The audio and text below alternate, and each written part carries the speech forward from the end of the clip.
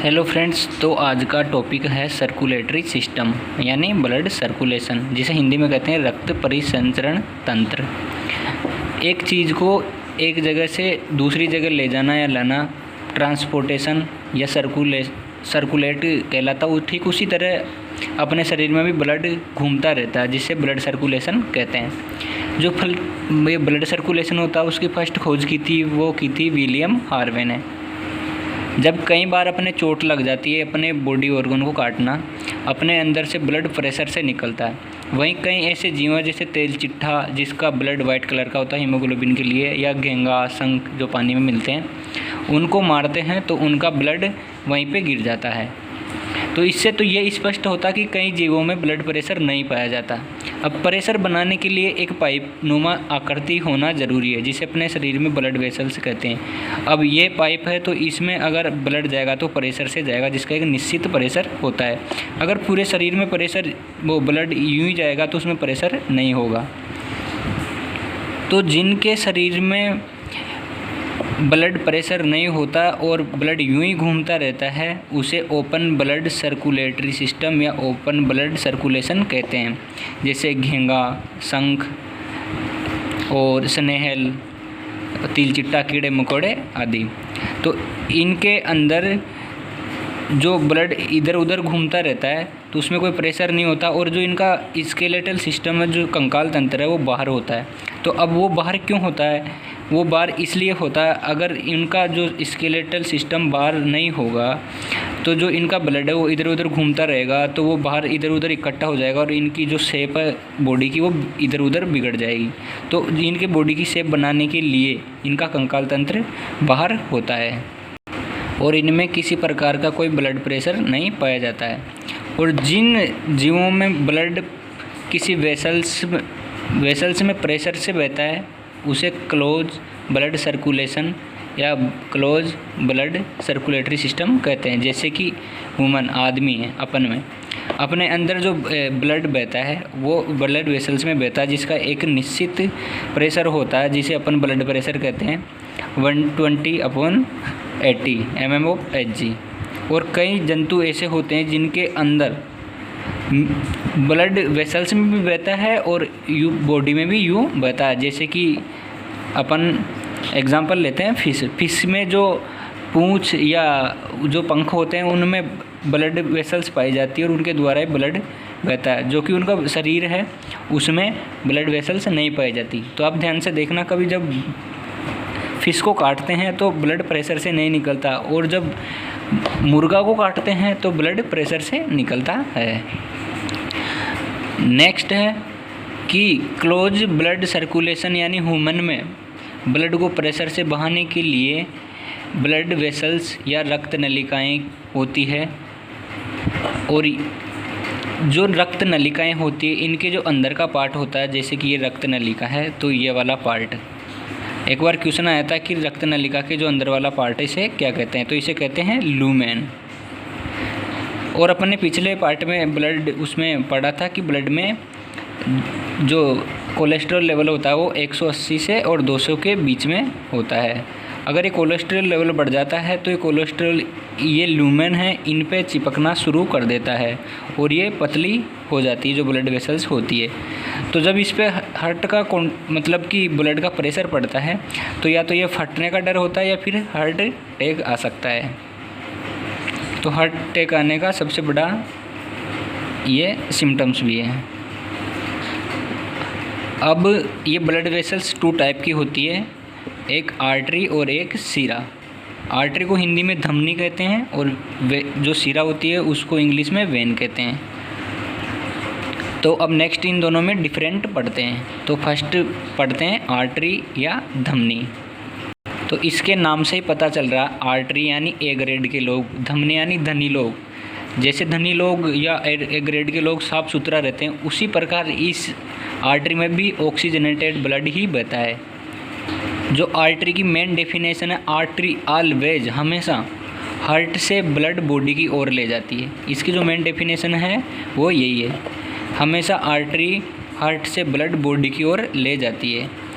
और जो इसका प्रेशर होता है वो होता है 120 mm ऑफ Hg, जो कि हार्ट है वो कॉन्ट्रैक्शन करता है और जो प्रेशर देता है आर्टरी में वो artery pressure 120 mm of Hg होता है। और ये एट डेप्थ नो वाल्व, जो वाल्व है, वाल्व वह गेट होते हैं जो एक ही तरफ खुलते हैं एट डेप्थ, और ये मतलब कि गहराई में होती है। अगर ये ऊपर ही रहेगी तो इनके फटने का डर रहेगा, एक तो स्किन फट के बाहर निकल जाए प्रेशर के मारे, तो ये गहराइयों में होती है और इसमें कोई वाल नहीं होता। जब कॉन्ट्रैक्शन इतने ज़ोर से हो रहा है तो वापस तो ब्लड आएगा ही नहीं, तो इसमें वाल नहीं होता है।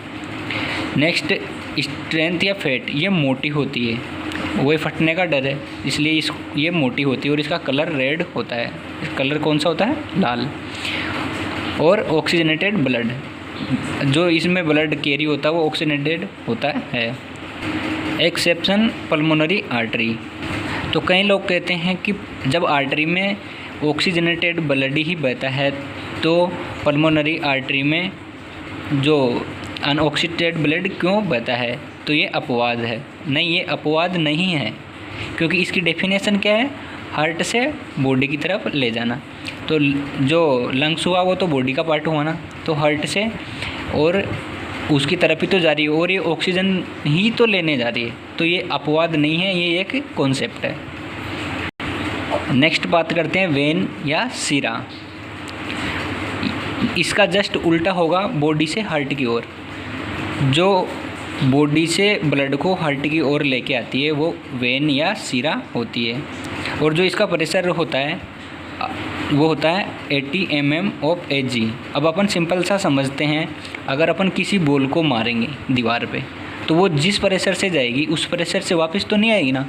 उसी प्रकार जब हार्ट पंप करता है तो वो 120 प्रेशर से जाती है और जो स्लो प्रेशर होता है आते टाइम वो 80 mm ऑफ Hg होता है। और ये बिलो द स्किन के जस्ट नीचे होती है और इसमें वॉल्व होता है। जब इसका प्रेशर कम है तो भगवान को पता था कि इसका प्रेशर कम है, तो क्या पता है ये चल तो जाए वापस नहीं आए, इसलिए इसमें वॉल है। तो इसमें इस टाइप के वॉल होते हैं, जैसे कि ये वेन है और ये हार्ट है, तो इस टाइप के होते हैं वाल्व, जो कि ये यूँ आएगा तो यूँ तो आ जाएगा पर ये वापस नहीं जा पाएगा, वॉल बंद हो जाते हैं। और ये थिन पतली होती है और कलर ब्लू होता है। जब कोई लड़की या लड़की जब कोई इसमें फिल्मों में सीन आते हैं तो अगर अपनी स्किन को हाथ को काट लेती है तो वो इस स्किन के नीचे जो ये वेन होती है उसको ही काटती है। अगर वो आर्टरी काट ले तो उसकी मृत्यु भी हो सकती है। तो वो बहुत चालाक होती है, इसलिए वो इसकी ये वेन ही काटती है।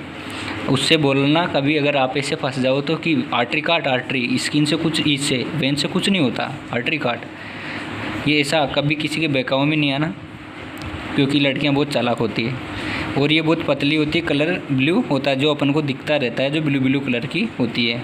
और इनमें अनऑक्सीजनेटेड ब्लड रहता है जो कि CO2 घुला हुआ होता है। अब इसमें भी अनसेप्शन होता है जो कि पल्मोनरी वेन है। अब इसमें कई लोग बोलते हैं कि ये अपवाद है कि जो पल्मोनरी वेन होती है इसमें ऑक्सीजनेटेड ब्लड क्यों बहता है। तो इसकी भी क्या डेफिनेशन है? Body to heart. तो ये भी तो बॉडी से हार्ट की तरफ ही लेके आ रही है, पर उसमें है क्या, क्योंकि लंग्स से आ रही है। तो ये भी एक अपवाद नहीं है, ये एक कॉन्सेप्ट है। तो नेक्स्ट बात करते हैं way of blood in body. Body में रक्त का मार्ग।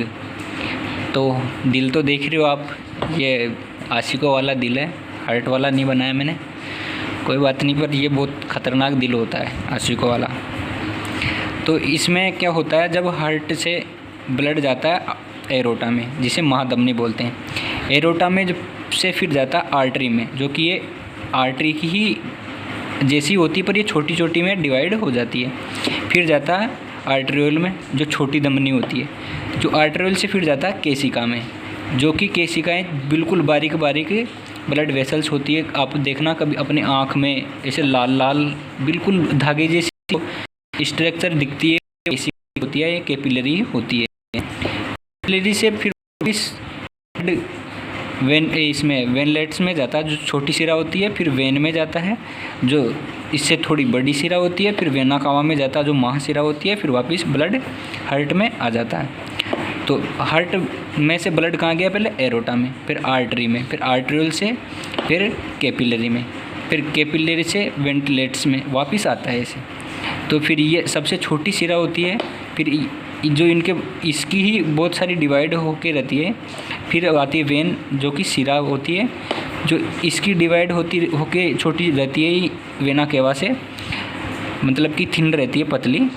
फिर आता है महाशिरा जो कि वेना केवा। इस तरह ये चक्कर चलता रहता है। अब कभी कभी क्वेश्चन आ जाता है कि वह कौन सी ब्लड वेसल्स है जिसमें ऑक्सीजनेटेड और अनऑक्सीजनेटेड ब्लड दोनों मिल सकता है या मिल जाता है? तो होती है कैपिलरी केशिका। होती है कौन सी? कैपिलरी, जिसको हिंदी में बोलते हैं केशिका। तो थैंक यू, आई होप आपको समझ में आया होगा।